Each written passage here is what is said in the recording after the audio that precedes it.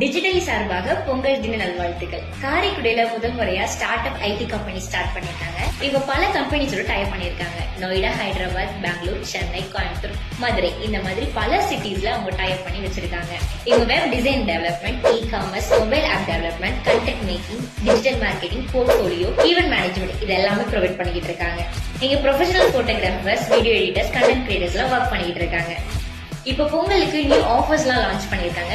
999 website design and development, 2999 social media மார்க்கெட்டிங்கும் launch பண்ணிருக்காங்க. அது மட்டும் இல்லாம அதர் சர்வீஸ்லயும் 50% ஆஃபர்ஸ் போய்கிட்டு இருக்கு. இவங்களோட ஆபீஸ் லொகேஷன் பாத்திரலாமா?